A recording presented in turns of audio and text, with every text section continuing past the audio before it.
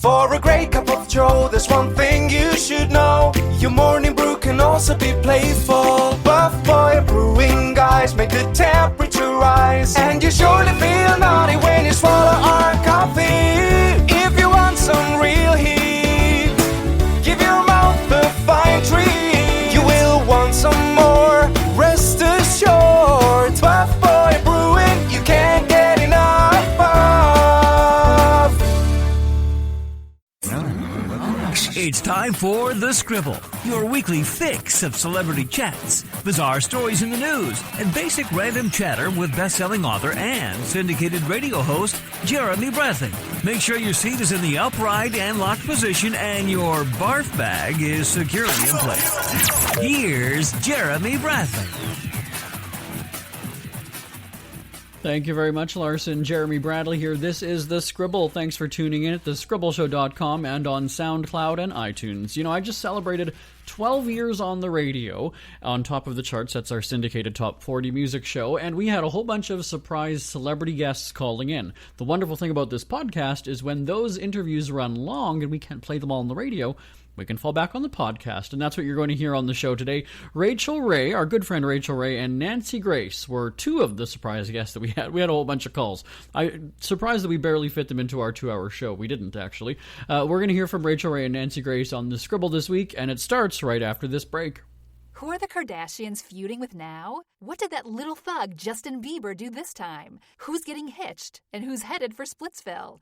Hear the latest celebrity news and gossip every day on Entertainment Wrap-Up. The good, the bad, the ugly, but mostly the ridiculously hilarious. It's all recapped in this daily segment at entertainmentwrapup.com. Have a laugh at the expense of the rich and famous when they take themselves way too seriously. It's 3 minutes of time-wasting fun at entertainmentwrapup.com. Check out Entertainment Wrap-Up at entertainmentwrapup.com. Brought to you by Speak Free Books. And the celebrity phone is ringing. You know, it's always my favorite segment on the show. They never tell me who's calling in, so let's find out. Hello, you're on the air. Hello. Can you tell from the sound of this voice who this might be, Jeremy? I think it's my dream chef, the person I want to make a meal for me. Is this Rachael Ray? It is Rachel Ray. I can't bake you a cake, so I thought I'd call you for your 40th. Although I have to say you don't look a day over 29. Yeah, okay, here, it's our 12th anniversary show. Rachel, you're starting rumors is what's going on, Rachael Ray. No. I know it is your 12th anniversary, but you know we do have that in common. It's our 12th as well at our show. There you go. So, happy 12, and may we have at least 12 more. I think so. Okay, so you're the perfect person then to have if we're going to throw a party, you know, to celebrate. I'm not much of a cook, and I know, you know, you love being in the kitchen.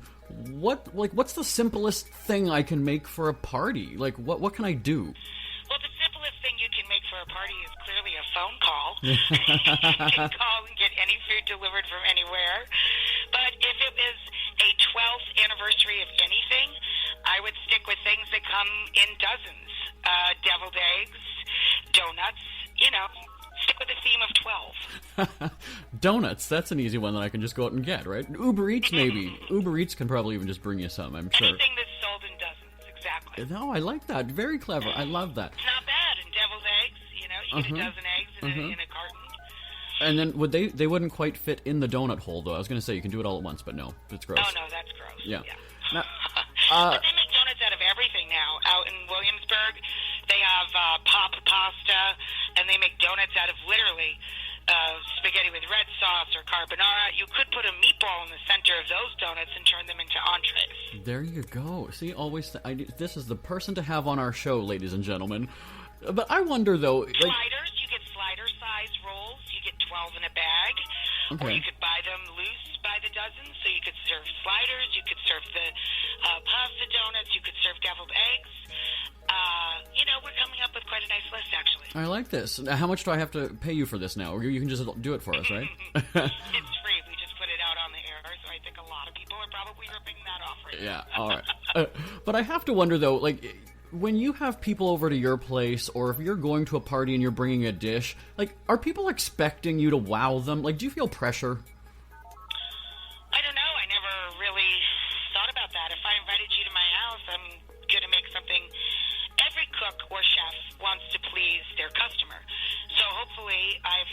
about the way you eat and what you eat ahead of time. And I would assume that anybody who's coming to my house knows I'm doing my best to please them. So after that, I never really think about, if people go home and say, oh, I can't believe she made the blah, blah, blah. I don't like to think of the people that I would invite into my home as being that mean-spirited, I guess. I mean, I think the idea about cooking for anybody is that you're trying to show them love or appreciation or gratitude or friendship, kinship of some sort. I'd like to think that whenever we're cooking for each other, we're doing our best to please those people. And that's why it's kind of funny when if things don't come out or something gets burned or, you forget about something in the oven. It just usually becomes a laugh rather than, a teary situation. At least in our house, it's always kind of a joke if we're all together at one of the holidays or a birthday party or a bunch of friends are over and something goes wildly wrong. Because it's funny, we were trying, and it really is the thought that counts. And that's true in cooking as well, I think. And that's also what makes for those good food pictures that we see on social media, too, right? You have a laugh at it. Exactly. You have a laugh at it, like the cake gone wrong. Yeah. Or the burnt frittata. Or, one time my sister roasted a turkey, and she never took the bag of chitlins out of the cavity. So it was a rather fragrant, melted plastic and innards fragrance in there at dinner time. But those are the things that, they get a laugh. Yeah. Bring us together. Yeah. You gotta be able to laugh at yourself, especially if you work in a kitchen. And we've got to take a break. We'll have more with Rachael Ray right after this. Ever had something to get off your chest but never had the balls to say it? That's a load of crap. Speak Free with JB.com is exactly what you've been waiting for. Your chance to tell it like it is and not care what anybody else thinks. Have your say on issues of the day. Join newspaper and radio columnist Jeremy Bradley as he tells it like it is. Hundreds of thousands of people have stopped by, including some well-known celebrities who have had a chat with JB and speak candidly about what's really going on in the world. You can join them too. Have a rant or a rave. Be brave and head on over to www.speakfreewithjb.com now. Jeremy Bradley here, back celebrating 12 years on the radio, despite what you hear my guest Rachael Ray say. Surprise guest Rachael Ray joining us on the line again to celebrate our anniversary, not my 40th birthday. Now I have to ask you, what is your favorite ingredient to cook with? Well, we use olive oil primarily in our house because I grew up in an extended family, and my grandpa was from Sicily. I made it into the dictionary with EVOO, so I guess the most common ingredient to all things that I cook is probably olive oil. One of mine, and like I said, I'm not much of a cook, I love garlic. Oh, garlic's extremely good for you and your circulatory system. All of the basic building blocks of the Mediterranean diet, rice, beans, eggs, pasta, tomatoes, anchovies, sardines, garlic, olive oil. I mean, those are the staples of our pantry. By my entire family for generations. That's the way we eat on a daily basis. And when people tell me they don't like garlic, I usually question them about what they're doing to it and how they're preparing it. It's usually the case that they're using old garlic that's turned green and gone to sprout again, or the garlic has been overcooked at too high a temperature and it's bitter to them. If garlic tastes bitter, you're not cooking it correctly. It should be cooked over moderate heat or slow roasted, and it should be a very gentle flavor, not a strong, overpowering, overly fragrant thing. And if you're using raw garlic, it's really important to paste it. If you're going to put it in a salad dressing or something that's not going to be cooked, you should chop that garlic and then mash it with the side of your knife and a little salt until it literally becomes like paste. And a little goes a long way. I do agree that if you're using raw garlic, you should really limit that. It should just be one big clove and whatever it is. Well, that's, in a Ukrainian and Polish family like I have, we all have garlic breath at the end of the meal, and you love it. It smells so good. Two garlic breaths cancel each other out. I could never have married a man that didn't like garlic, because I always smell like a salami. I smell like red wine and garlic. That's your requirement list. Must love garlic and red wine. Absolutely. I asked Gordon Ramsay this a while back, and I have to know your answer. You make, hundreds of different kinds of dishes. Is there one that you love making but hate eating? Well, I can prepare and enjoy preparing all types of seafood. I did not grow up in a home where we ate cooked salmon, so the smell of it kind of freaks me out. I don't care for it at all. But I can make a beautiful crispy skin on the salmon, and my mother loves salmon, so I make it from time to time, but it's not something I enjoy eating at all. I also really hate shelf-stable mayonnaise. Like, I can't do it. I do buy shelf-stable vegan mayonnaise or aquafaba. It's made out of chickpea byproduct. It's called Fabonnaise. I love that. But otherwise, I have to make my aioli or dressing fresh. I just don't like the idea of a shelf-stable egg. So I don't like being near it or cooking with it because it's so foreign to me. I can't handle it. Well, okay. And I don't eat sweets at all. Really? My sister's a wonderful baker, but I didn't grow up in a home with sweets. My grandpa lived with us when I was little, and they had the diet of a kind of little old Sicilian guy. I would much rather have a sardine sandwich with extra onions and some olive oil than a big slice of cake or a cookie or something. So I don't really embrace cupcakes and birthday cakes and that kind of thing. Like, if I came to your 12th celebration party, I wouldn't bring a dozen cupcakes. I literally would bring a dozen Caesar-style stuffed eggs or, a dozen fried sardines, because to me, that's tasty party food. I don't want anything to do with the cupcakes or the whatevers. It's never too early to start thinking about your next holiday. Have you checked out Mexico recently? From tequila tasting, swimming with horses, to ziplining through the jungle and watching whales and dolphins in their natural habitat, Puerto Vallarta has it all. Visit mexico.jbonair.com to see all the fun PV has to offer. That's at mexico.jbonair.com for hundreds of photos, interviews, and videos from around the tourist hotspot. Check out mexico.jbonair.com for all the fun. That's mexico.jbonair.com. Jeremy Bradley here, back talking with surprise guest Rachael Ray as we celebrate our 12th year on the radio. Not my 40th birthday, despite what you heard her say. Obviously, lots of food talk on your show, and you've got some exciting episodes coming up because Emeril Lagasse, right, is joining you in the next couple of days? Oh, yeah, Emeril's here, I don't know, several times a year, but he's here for a whole hour for Celebrate National Foodie Day. Guys, what day is that? The 9th? Yeah, the 9th of May is National Foodie Day.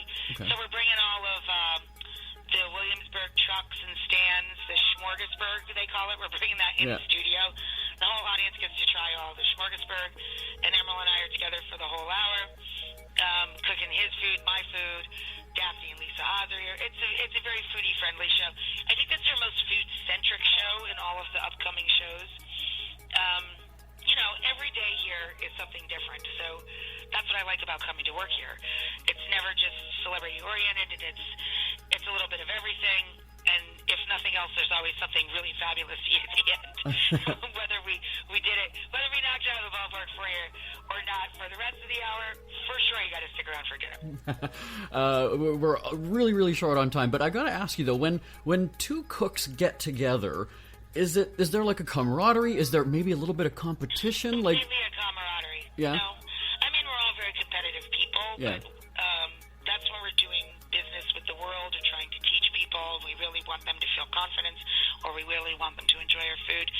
I cook together with several of my friends that are chefs and great cooks. When we go on our anniversary trip every year, my husband and I take a long weekend in Italy, and half of the group are musicians, and they form kind of a super group, and they play for us all in a kind of a super concert, and half of us are cooks and chefs, and we spend all of our time cooking the giant group meals, and we cook for 40 people all day long. And it's lovely. It's very much a camaraderie, and people are very supportive of each other. It's a wonderful way to make a living. It's very hard work physically, running kitchens and unloading trucks and standing on your feet on every holiday and preparing food for in extremely large numbers, for lots and lots of folks, and we end up eating usually scrambled eggs or a burger or some wings in the middle of the night, But it also brings you great joy because food is about sharing and connecting and building community. But when cooks get together and they're cooking for each other, it's really fun, and we're just trying to explore, and we ask each other questions all day long. What do you think this would taste like, and should I try it this way or this way? And it's kind of like, I don't know, it's any group of professionals, when musicians get together, new songs come out of it because they play new riffs to each other, and they share thoughts and what their talent is. So for us, it's the same way, except we don't play music, we play with our food.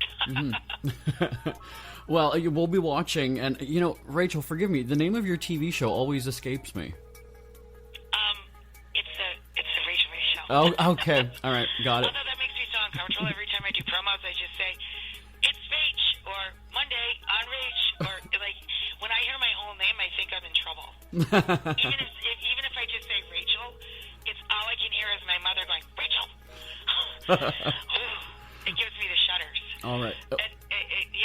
In my life, I'm just Rach, or hey, or John calls me honey. If I hear my whole name, I always feel like I've gotten in deep water somewhere, deep hot water. I'm going to be in deep hot water if I don't wrap this up, because we've got another show. You've got another show that you're taping today too, I'm told. I do, yes. Okay. We always do here. We try and do 3 a day. Today's just 2, though, so we're getting out of school early. Okay, well, I will let you go, and thank you so much for calling in. You know what, next time we better talk pets and dog food. Oh, yeah, let's talk about pets. We'll do it again. I would love that. All right. I would love that. Rachel Ray, thanks for celebrating with us today. Thank you for having me. Today's best music with Jeremy Bradley. Isn't it crazy that you wait for payday, but before you know it, you're strapped for cash again? It's time to stop blowing your money and become a smart spender with the book, The Official Guide to Being an American Cheapskate, at cheapskatebook.com. Learn simple ways to cut costs at home every day and during special times of the year. Don't go broke at Christmas. Don't remortgage the house for a fancy vacation. The book is filled with tips to save you money throughout the year. Check out the best-selling book, The Official Guide to Being an American Cheapskate, at cheapskatebook.com or on Amazon and iTunes. Jeremy Bradley here, back at the controls, celebrating 12 years on the air. Thanks to everybody who is sending in your well wishes. It's always great hearing from you. I do appreciate that. And celebrity phone lighting up again. Wow, you guys timed that perfectly. Let's go to the phone. Hi, you're on the air. Well, hello, and it's Nancy Grace calling. Happy 40th. Oh, how's it feel, senior citizen, AARP? Why is everyone... Nancy, really, come on. We're both in our early 30s. How can you do this to me? Really? Well, wait. I actually thought before today that you were in your 50s. Are you telling me you're just 40? Oh, you know what? Why do you keep saying you're in your 30s? Okay, you know what? I'll go along with it. You're in your 30s, but happy birthday anyway. Oh, yeah, thanks. Now, again, everybody, we're celebrating our 12th, and this has always been my fear, that Nancy Grace is going to call in and yell at me on the air. I swear. I swear. Oh, okay, I can do that. All right. You know what? Thanks for calling in, well, at least to razz me, and I love that you kind of do that to your co-star now. You know what I'm talking about, right? Poor Dan Abrams. I was talking about the new show, Grace versus Abrams, and let's rewind, because the two of you started your battles on Good Morning America, wasn't it?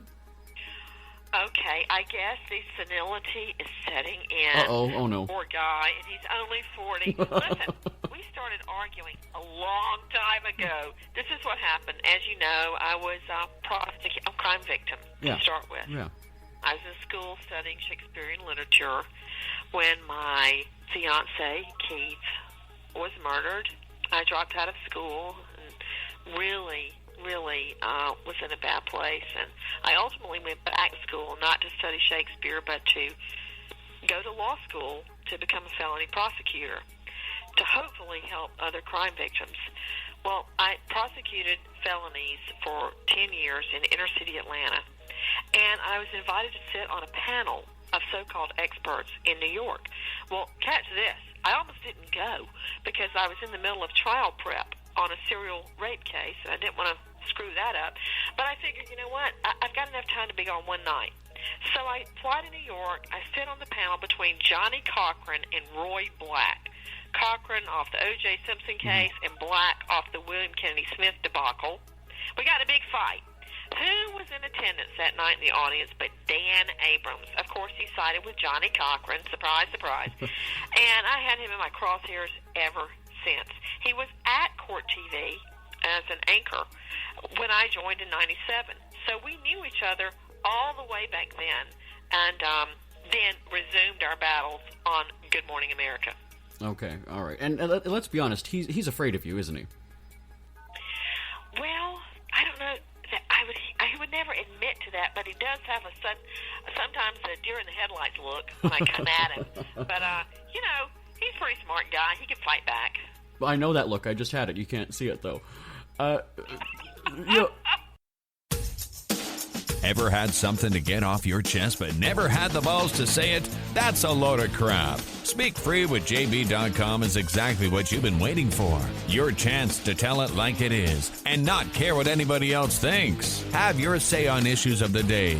Join newspaper and radio columnist Jeremy Bradley as he tells it like it is. Hundreds of thousands of people have stopped by, including some well-known celebrities who have had a chat with JB and speak candidly about what's really going on in the world. You can join them too.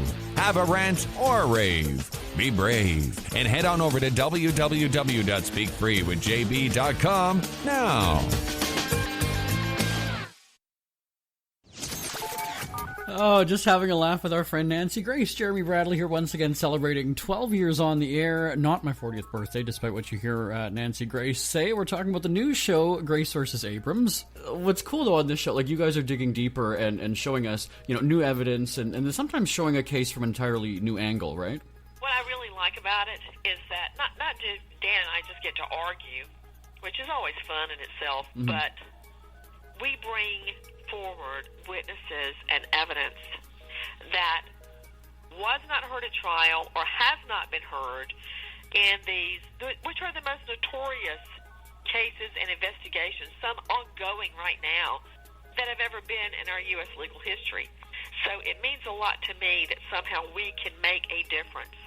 For instance, in Top Mom Casey Anthony, we brought on a woman that did time behind bars with Casey Anthony while she was waiting for trial. They got to be besties. We had about 100 letters we dug up between them. What she said about what Top Mom said and did behind bars, if a jury had heard that, they would have convicted her. But let's talk about, so something like Top Mom, as you say, like, I sense your frustration when you know that there's other facts out there or that something happened and the legal case, isn't playing out the way it should. So if you could jump in, though, and take on at least, let's say, Anthony's case here, like, what would you do? I always feel like you have the solution. Well, I think that there was so much evidence. I feel that it got away from the state, the evidence itself, and it became a very complicated case. Bogged down in science and autopsy and medical reports. I remember when I would have a homicide case, I would go, and I'm sure it would drive me crazy, and drive my beat-up Honda to the ME's office, the morgue, and sit down with the doctor, which I'm sure they thought they didn't have time for me, and go through every single line of the autopsy report and say, what's a hematoma? And they'd say, it's a bruise. And I would say, well, could we then say bruise, please? Right. Because remember, we're not doctors. You're the doctor. Mm-hmm. And not just in that simple example, but when you're talking about how you know that there has been chloroform in Top Mom's trunk because you took an air sample, what? What does that mean? This is how to boil that down. When you go to the gas station and you smell gasoline, that means there's gasoline in the air. Right. Means. Okay? Yeah. That's how they knew chloroform was in the air, because they took a sample and they analyzed it and they found chloroform.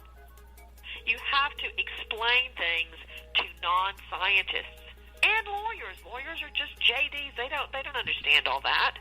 The case got away. It was no more about a little girl that was murdered with duct tape across her nose and mouth and double bagged in trash bags and thrown into the woods to rot and be torn apart by animals. her body was torn apart by animals. It suddenly turned into something about a duel of the experts. That's not what the case was about. And you know what? I've been on the radio for 12 years. Even I can't segue out of that one. This is probably the most gruesome end to a segment, but we're going to talk more with Nancy Grace when we come back. We hear you chirping. Get scribbling. Tweet up the Scribble at The Scribble Show. Join the discussion with Jeremy Bradley. It's all going down right now on Twitter at The Scribble Show and at thescribbleshow.com. Jeremy Bradley here again, celebrating 12 years on the radio. Nancy Grace joining us on the line. Why are there so many high-profile cases that just seem to go sideways? So, is it like you say that there's complicated lingo, or there's just too much involved? Is it lawyers, juries? What? That's a good question, because my dad, who I miss horribly, his birthday was yesterday. He went to heaven. He didn't have a college degree. He turned down a college scholarship to go fight in the World War. He understood it. And what I'm saying is, you don't have to have a college degree to understand it. It needs to be put in terms that anybody can understand. Why do cases go sideways? Look, the prosecution tried so hard in that case. I also think it depends on the jury. I always say, and I said it at the time I was striking juries, your case, when you put number 12 in the box, your case is done. It depends on who is on the jury. And you can't always wave a magic wand and pick the right 12. I remember one time, my first bank robbery trial. Normally the feds do bank robberies because of FDIC protection, that your bank has. Yeah. Well, I was too naive to understand. I had it because it was a stinker. It was halfway through the trial, my investigator ran in and tried to start talking to me. I'm like, Ernest, be quiet. I'm trying the case. I can't talk to you. He wrote me a note. Juror number, let's just say 7, is a convicted bank robber. I went, oh. See, I was so naive, I wouldn't ask the jurors, have any of you ever been convicted of anything? Because that means you probably got an axe to grind, right? Yeah. Well, I had a convicted bank robber on my bank robbery jury, okay? So it's a miracle I got a conviction in that case. It depends on who you put in the box, okay? The 12 that are in the jury box. And I think that has a great deal to do with your verdict. Some of these things just seem so simple, right? Like that the average person, it's just common sense. Yeah, people get all hung up in trial consultants and behaviorists to figure out what the jury is thinking by the way they're sitting. Now, I got to tell you something. There's a lot to be said for that. Every day when the jury would go home, it'd usually be at nighttime, my investigator, Ernest, and I would stand in front of the jury rail. Nobody would be in there but us. And we'd go, okay, this juror in this chair, like juror number 1, she's on our side. Okay, we don't have to worry about her. How would we know that? Because she'd be nodding. When I would argue or say something, she'd say, nodding yes. Or she'd be looking at the defendant real mean. You can tell, right? But it's hard to strike a jury by committee. Let me tell you that. Okay. Well, so about the new show, you said that it's on Thursdays on A&E, right? Yeah, a new show premieres on every Thursday night, 11 o'clock Eastern on A&E. So listen, if you can't stay up that late, at least DVR it and watch it within 7 days so we get credit, please. Well, us people who are in our 40s now, Nancy, thank you very much. We might have to do that. Sorry about that, buddy. Sorry about that. I'll send you the form for the AARP. It's coming. Get ready. Oh, you know what? I'm glad. I'm glad. There's a silver lining. I'm glad Dan gets to handle you. I appreciate you calling in, though, Nancy Grace. Well, we're going to be watching, or at least recording and watching within 7 days, right? And happy birthday. Yes, Nancy Grace, I appreciate you calling in. Thanks so much. Bye, buddy.